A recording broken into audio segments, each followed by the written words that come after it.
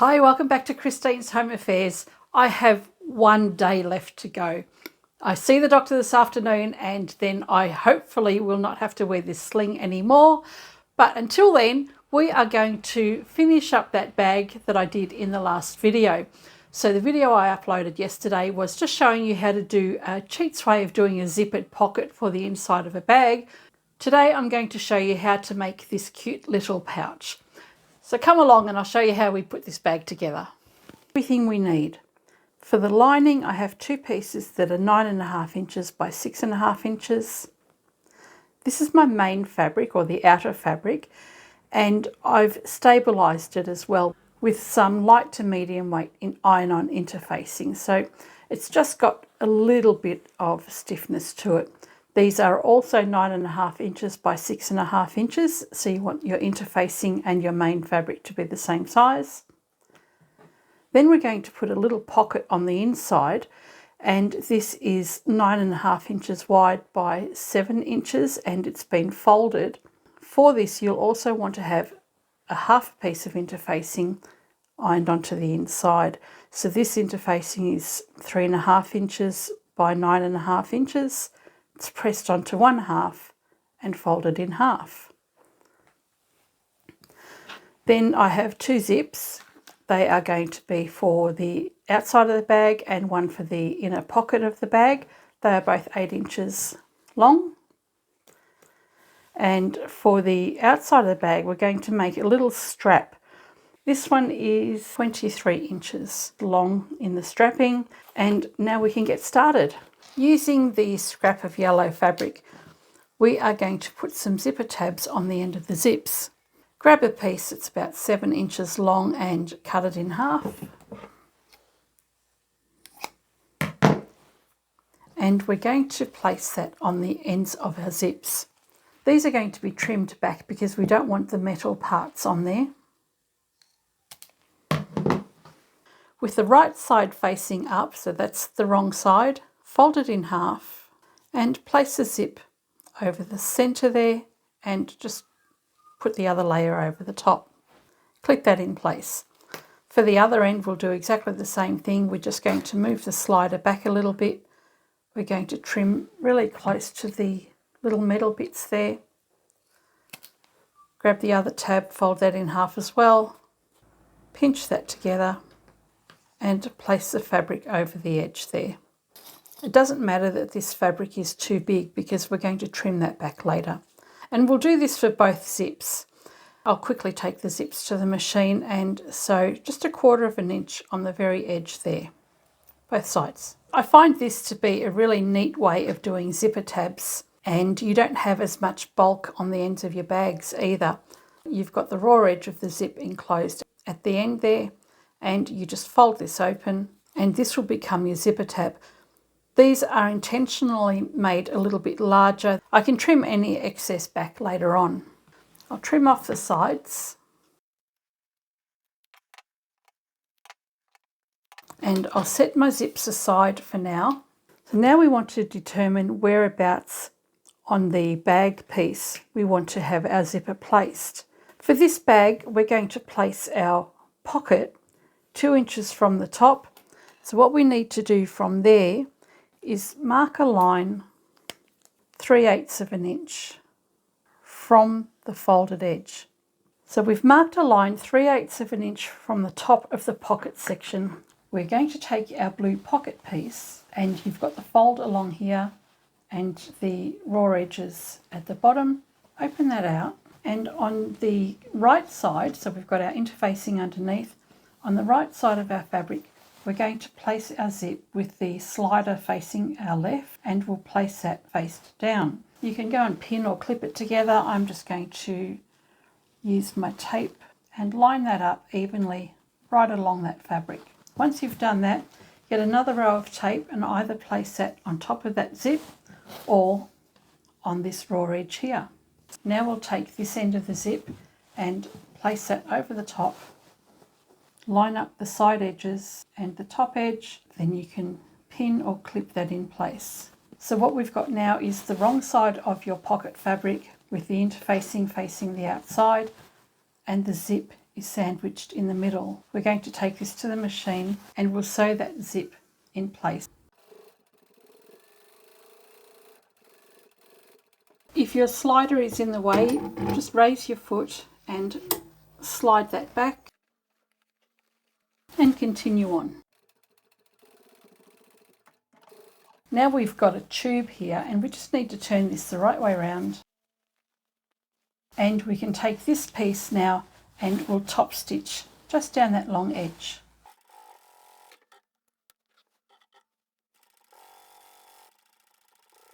Okay, the bottom part of the zip is in place now and you've just got a nice row of stitching along the top there. Take your lining piece of fabric and that mark that we've got across here, we actually need to attach the zip. So we need to place the fabric upside down and sew straight along there. Line up your fabric and your zip on the sides and along that drawn line, and then we can sew this all in one go. So you can use your tape or you can pin it in place. That's ready to be sewn. The row of stitching that I'm going to sew along here is going to be about the same distance as this fabric edge here. Let's go back to the machine.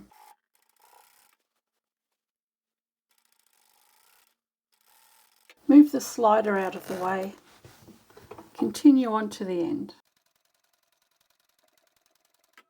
Okay, so we've done this side of the zip now, and all that's left for us to do is lay the background fabric or the lining fabric nice and flat, and then just bring the pocket fabric over on the sides, clip that in place.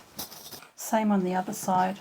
What we need to do now is sew these short edges here of the pocket, and then we need to go and sew all the way along that long edge. When I create my bag, my seams are going to be about 1/4 inch. So I'm going to sew the side sections down using about 1/8 inch seam instead. These are just to secure the pocket.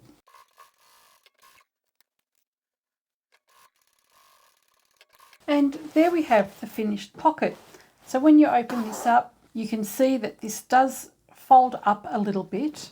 You've got your pocket on the inside there, completely enclosed, so you can put all your goodies in there and top stitched in place. Now, so that you could see the difference between top stitched and the unstitched version, I've gone and made another pocket and I've gone and top stitched the very top edge of the zip here. This pocket here, the top section of the zip will sit a little bit flatter, whereas this one here, it does roll up a little. So looking at them from the top, there's really very little difference. So you can do that either way. Let's take our strapping and one of our main pieces of fabric. So they've already got the interfacing fused to the wrong side. And what I'm going to do is place the strapping directly across the bag, and then I'm going to come along, create a handle and have that extended out from the side of the bag. So we need to stitch this down.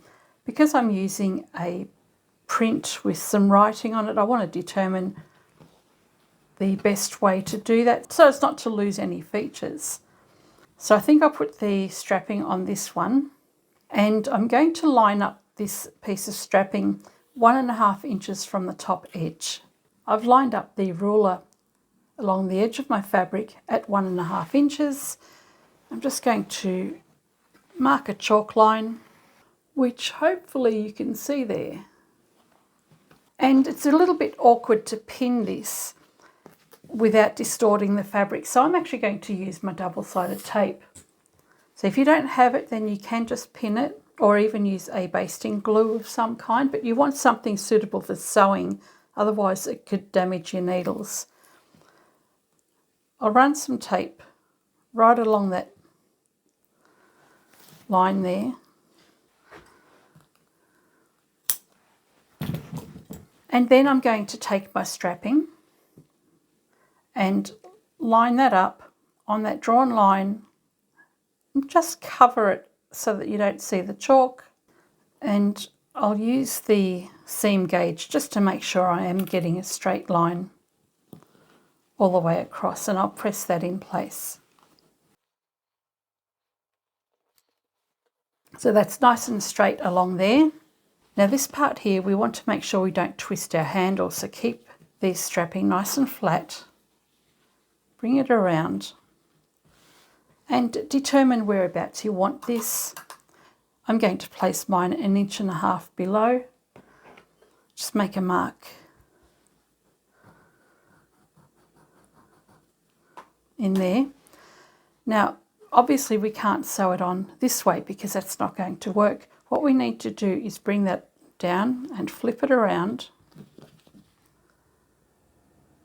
and then we can get a clip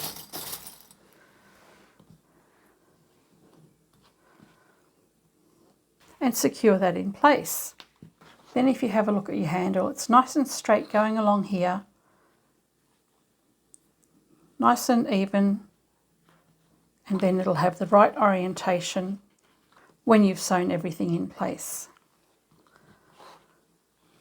Again, if you flip it over this way, you can see that that's got the right curve and there's no twist in here. We're going to have 1/4 inch seam allowance with this bag, so when we sew this bottom section, we're only going to sew 1/8 inch from the edge, and that's just to secure the handle in place. When you're sewing this section, you'll come along the top, come to within 1/2 inch from the end, sew down, up and down, and then continue along the bottom. This section here, just 1/8 inch from the edge.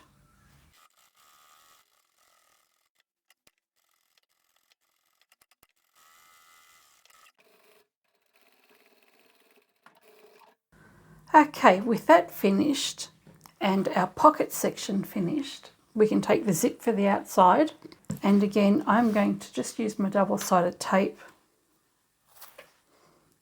run that right along the very top edge there. With the slider facing your left, flip your zip upside down and centre that over your fabric. So you want to find the centre of your fabric and the centre of the zip, and just line that up on the very edge. I usually just eyeball it, and you can see the tab fabric is a little bit longer. That doesn't matter, we'll trim that later.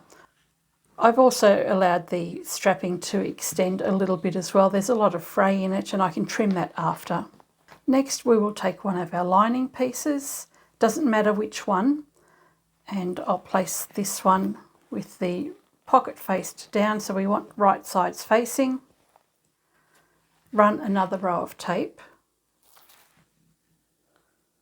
or you can just pin it.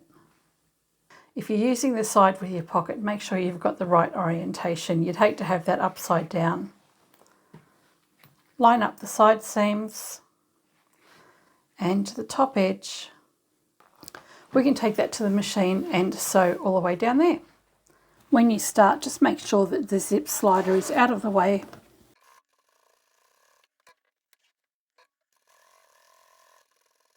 And rather than top stitching straight away, we'll go and put the other side on as well. That way I don't have to change my foot each time. Okay, we've got that zipper in place and we'll top stitch that shortly. Take the other side of the fabric now, and I'm going to run the tape along this piece. It really doesn't matter if you run your tape along the top edge of your zip or on your fabric. I usually go with whatever sits flatter. Take the other side of the bag and we'll place those right side together. If you've got a directional print, you want to make sure that you've actually got your tape on the correct side.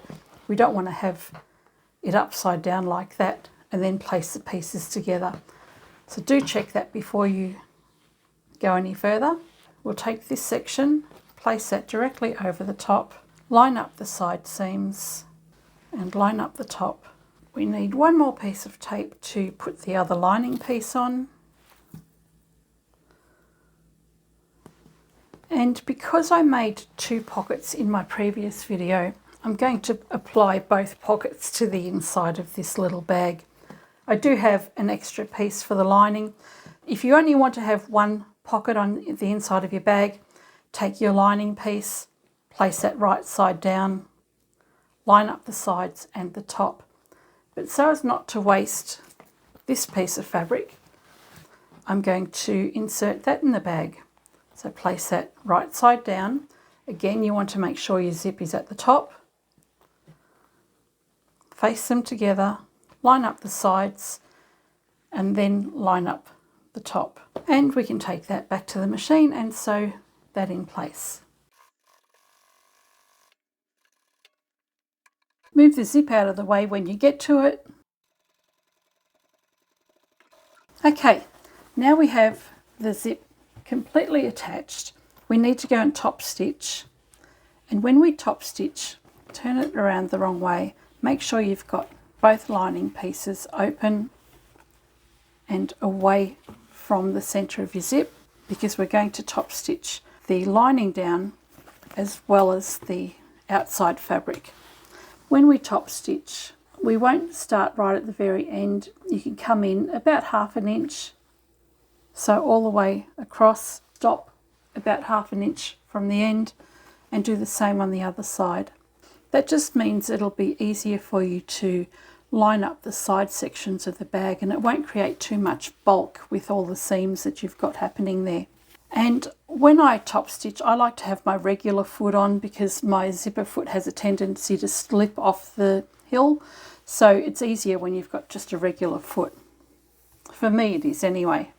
I do like to have my zip slider out of the way just so that it doesn't cause any kinks. And I'm going to top stitch about 1/8 inch from the folded edge. And make sure that your lining fabric is directly underneath your main fabric. And stop about 1/2 inch from the end.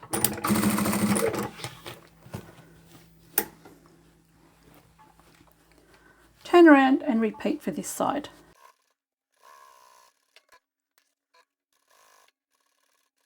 I've often been asked what this metal bar is on the side of my machine. It's actually a finger guard, so it stops me from getting my fingers too close to the needle and stitching over the top of them. I've actually done that before. It's not fun. Okay, the top stitching is done. So you can see that along both sides there. From here, we want to make sure our zip is open. The ones on the pockets don't matter at all. They're not going to cause any problems. But if you don't remember to open your zip now, then you're going to have difficulty turning your bag the right way around when we're finished. I think rather than sharp points on the edge, and I don't want to box it this time, I'm going to put a curved edge on the bottom of my bag. So it really doesn't matter what you use to mark your curve. You can use the edge of a cup, and the size of the curve can be whatever you want it to be. Of course, you don't want to go too big if you've only got a small bag like this one. We'll mark that on the lining as well. Once you've marked your curves, bring your handle to the inside and make sure that this folded edge here is well away from the raw edge, because we don't want to sew this into our bag. That's why we stopped 1/2 inch before. So you can pop a pin in place there just to hold this section of your handle down. Take your main fabric, place that over the top and line up the edges. Line up the top section where your bag meets the zipper tab, because it's important that that's nice and even at the top. And it doesn't matter which direction the tab falls to. So it can fold toward the lining or it can fold toward the outer bag. It doesn't matter as long as it's even and you do the same thing on both sides. So I'm folding the tab section toward my lining, and if I fold that back, you can see the folds just here are lined up nicely. Okay, I've clipped everything together. It's all nicely lined up. My curves are marked on all 4 corners, and I've left an opening here of about 3 to 4 inches, and that's for turning through. Double check that your zip is open on the inside. You can tell just by pulling the fabric apart here. If they separate, then you know you've left your zip open. It's up to you if you want to go and trim this section off now or if you want to do that later. I'm actually going to leave it on because that's how I prefer to sew. I'm going to backstitch here, come all the way along at this section here. I'll triple stitch that, come all the way down, and I'm using the presser foot of my machine as my seam gauge. So my foot is about 1/4 of an inch wide. I'm going to sew right along the edge of the fabric. That will give me my 1/4 of an inch seam allowance, and when I get to the drawn line, I'm going to use the edge of my foot as though that were the edge of my fabric. Just means I don't have to cut my fabric straight away, and then I can continue on all the way around. When I've finished, I can then trim those curves. Let's go to the machine and put this together. We're nearly done. I prefer to start sewing where there's a lot of bulk. That way I know that I can get these edges lined up properly.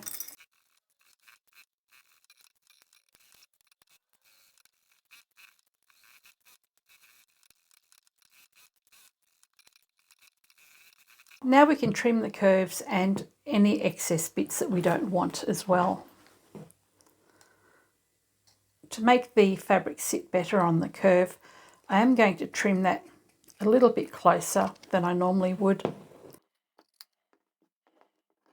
Get rid of the excess zipper tab.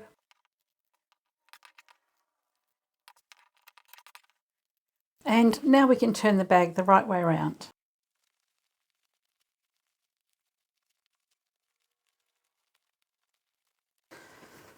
Just run your finger along the bottom edge of your fabric to give yourself a nice curve.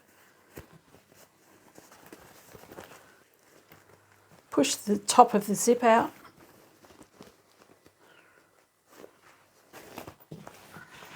And once you're happy with everything, take your lining fabric and we're going to sew this bottom section closed.